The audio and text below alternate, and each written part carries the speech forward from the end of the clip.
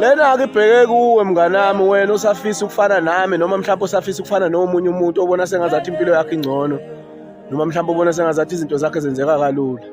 Hey my brother, my sister, uzungalenzi lelo phutha lelo. Uzungalenzi lelo phutha lelo. Mina nje njengami mhlawumbe kuba wakwanikezwa ithuba lokuthi ube yimina.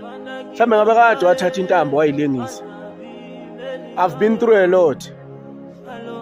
Ngileli shinga engiyilona namhlanje ngiqiniswe yinkinga nezingqinamba engingabhekana nazo empilweni. Mina lenkane enginayo yinkinga engithe ngabhekana nazo ekukhuleni kwami noma ebuncaneni bami. Uze ungalinge wenze lelo phutha lokufisa ukufana nomunye umuntu obona ngase ngazathi uphila kangcono.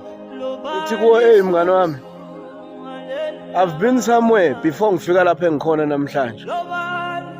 Uze ungalinge ufisa ukufana nomunye umuntu.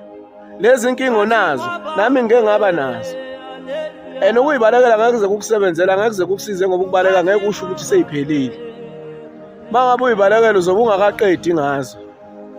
Kuyokusiza ukuthi ulwe nazo, ubhekane nazo before udlula kuzona ngoba ukuyibalekela kube kungasho ukuthi usudlulile kuzona. Zisuke zazobuya futhi ibuya seyibuya ngamandla. Inkinga lezo nazo yilungise kusesemanje. Sonke sisuka kude. Kunamhlanje nje ngigqoka isigqoko samahala nasi. Angisithenganga lesigqoko ngisazi nokuthi imalini. Ukusebenza kanzima ukuze ngifike lapha engikhona. So nawe ungazithambisi sidalo. Ungazibuke